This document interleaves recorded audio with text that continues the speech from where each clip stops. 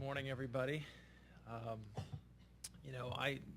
Jeff was talking about the number of hearings that we've had on this issue, and after listening to Andy, I'm thinking we should have a few more hearings. That was a very good presentation.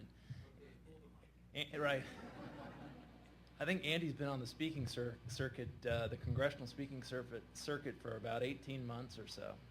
But that was a good job.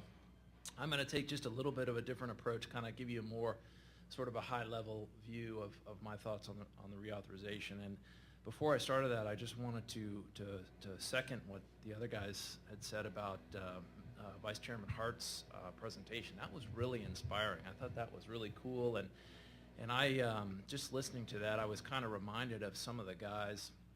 I've had an opportunity, my focus has been on legislation, but I've had an opportunity to participate to a certain degree and to listen in on some of really the top people in their field on the transmission side talk about some of these very same things. How we, INGA as an association has put together some guiding principles, which I think are important. I'm going to talk about in just a second, but really how we take that next step. And so just listening to your presentation, I thought that was great.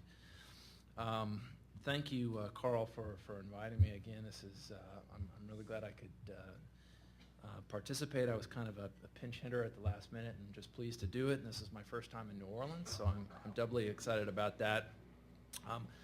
I don't know a lot of you. Again, I'm Alex Oehler. I'm Director of Government Affairs for NiSource Gas Transmission and Storage, one of the major pipeline operators, and our corporate holding company, NiSource, also owns 7 gas LDC companies. So I've had a little bit of both on the transmission side. I had the opportunity to serve as the chairman of our pipeline subcommittee on our legislative committee within INGA, and so that's been my role for the past year or so, and then also working with AGA with Christina Sames and Kyle Rogers, who are doing a great job on the safety front representing the LDC side.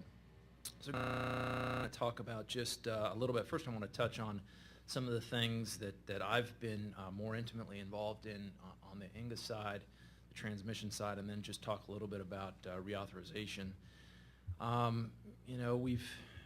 Before I came down, I watched the webcast from last year, and one of the themes, and it's certainly carried over to this year, is that we've had these terrible accidents, and we certainly, we see some, when you do take that step back and you do see some good trends across the country, really, it's these big high-profile incidents that are kind of driving the conversation, and the message that's certainly been driven home to us from the CEOs down to every employee on the payroll within the INGA Association is that one accident is one too many.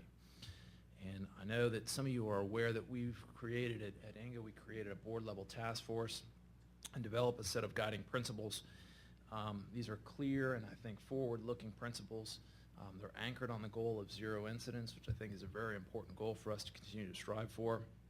And you may have heard these before. Hopefully you have. If not, I'm going to repeat them. I think it's important that we continue to talk about them. It's certainly important for us as an industry. First, our goal is 0 incidents, a perfect record of safety.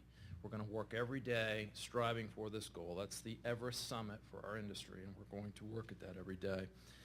Second, I think is kind of along the lines of what Christopher Hart was talking about, a top-to-bottom culture of safety. That's what we're going to instill throughout our membership.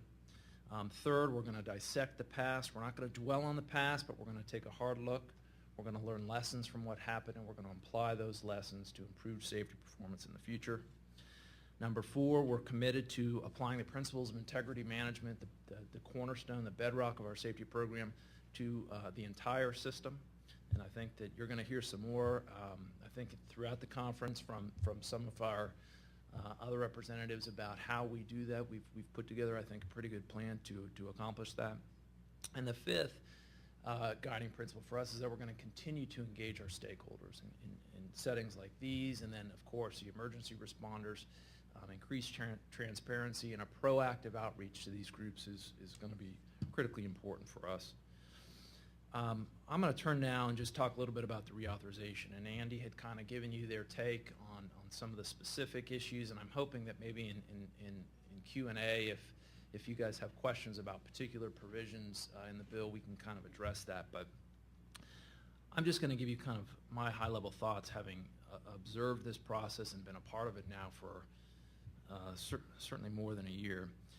And let me just start by saying really how kind of impressed I have been with the caliber of the staff, their dedication, talking about the staff on the Hill, on the House and the Senate side, working on this issue. I mean, I've gotten to know these guys, and I think that we all can feel comforted by the fact that these are dedicated professional people and that they really are kind of driving at some of the things that Christopher Hart was talking about, you know, taking that long-term view. We have a program, we've achieved some success, but we need more success. How do we get there? And then, of course, the people that they work for, the people that really matter, the elected officials. This is pipeline safety, as you know, is kind of a little bit of an obscure issue, which is, I think, ironic because, I mean, on the gas side, we're talking about delivering a quarter of the nation's energy. But it's something that it's a technical issue, and I think for that reason, not every member of Congress is really up to speed on and has really been able to dedicate themselves to learning about it and trying to apply themselves toward it. But we do have a core group of members in the House and Senate that have been really outstanding this year. I just want to name a few names. Of course, Rick Larson, who you guys are familiar with from Washington State, really a rising star on this issue. Bill Schuster, Nick Rahal, John Sullivan on the Energy Committee in the House.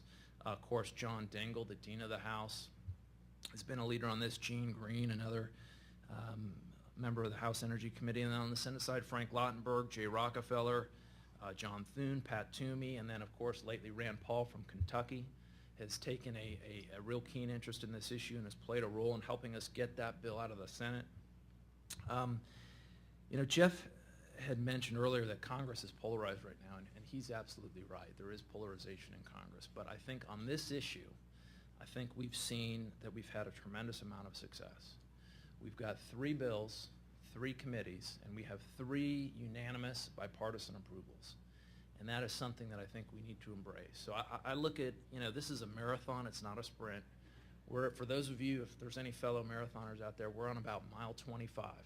A 26-mile road race, so we're very close, and I'm maybe the glass is half full guy on the panel, but I believe that we're going to get there this calendar year. The bills that are in play right now are very similar. There are some differences.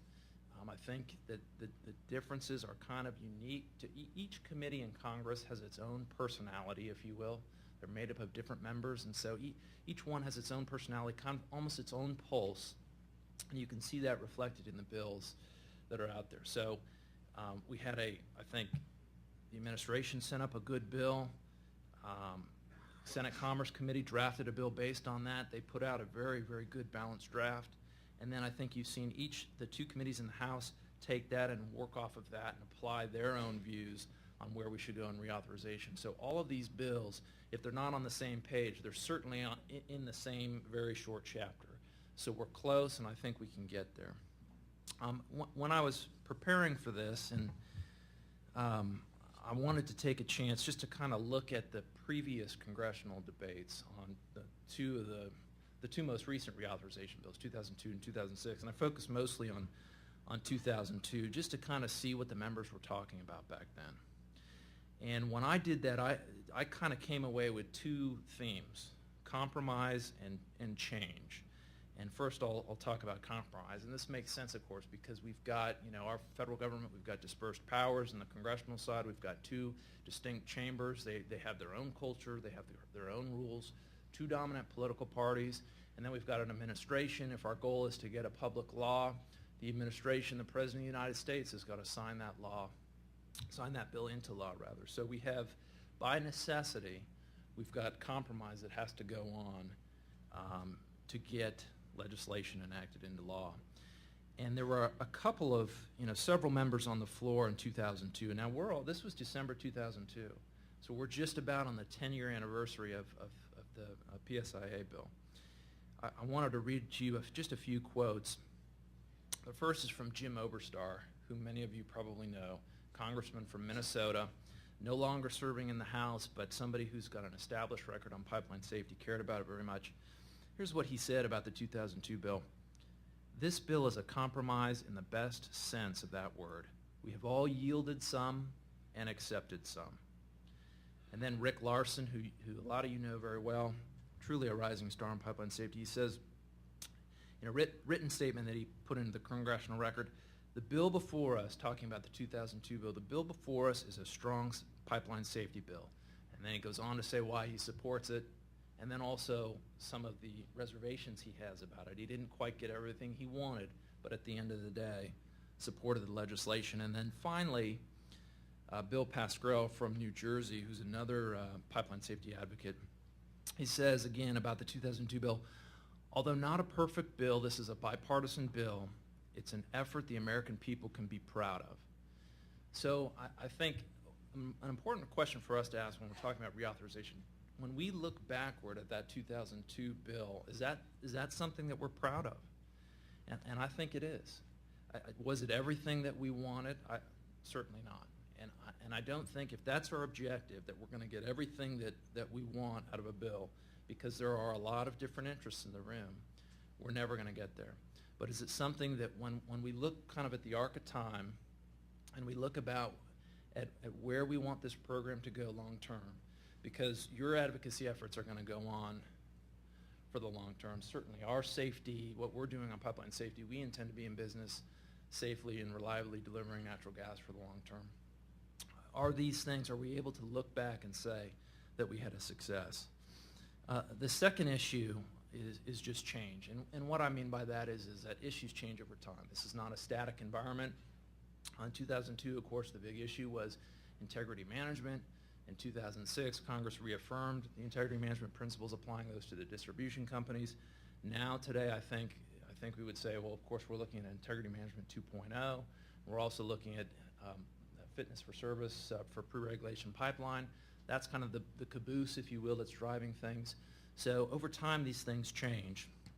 And so in terms of looking at the legislation that's here, it's tough, as Jeff was talking about, a lot of fluidity right now. Just so everyone's kind of aware of what's happening is we've got these three bills, unanimous approval out of the committee, and now the staff is getting together and trying to shape what the final legislation is going to be. Just in terms of sequencing what we think will probably happen, of course, the Senate has sent its offer to the House. The two committees in the House have to come to some sort of an agreement before they bring a bill to the floor. Those conversations are going on right now. What we're hopeful is going to occur, and what we've been suggesting is, and because again, you know, inside the head of every government affairs advocate is, it's kind of like the biological clock, but it's the congressional adjournment clock. Tick, tick, tick, tick in your head. And I think maybe our drop dead date this year is December 23rd, which is a Friday. So that ticking is getting louder and louder and louder. And so we don't have all the time in the world, but just in terms of sequencing, I think the House trying to work with the Senate, maybe even before the House takes action, so that they could move on a bill, something that everyone's in agreement with, and that the Senate could quickly follow up with that and send that to the President. You know, as Andy had mentioned in his talk that, you know, and Jeff had mentioned this too, I think, that we're not sure if it's appropriate if Congress sort of prescribes steps 1 through 10, and I agree with that. I think that what you're seeing in these bills, all of the bills, is aspirational goals, sort of a broad direction for the industry and for the administrator, and then letting the administrator sort of figure out, working with stakeholders, industry and others, safety trust, labor groups, all the stakeholders in terms of figuring out the details. I'll just close by, again, you know, when I was thinking about this question that Carl had posed, is this enough? My thinking is the question is maybe more nuanced. Is this the next logical step? If you look at the evolution of pipeline safety, just in terms of the authorization bills that Congress has done, is this the next appropriate step for us, for all of us together to kind of launch ourselves down that road to zero? I think that it is. If we can look back today at the 2002 Act and look back and say, you know, we made our mark there, that was a good step to take, we want to do that again in 2011, I think based on the framework that seems to be shaping up in Congress, I think the answer to that is yes, and that we'll be able to, hopefully 10 years from now, when, if I'm lucky enough to come back again, that we can take that second look back and think, you know, we made our mark a second time and had a good bill. So with that, I'll close and I guess pass it on to Carl, and then maybe we can take your questions. So thank you.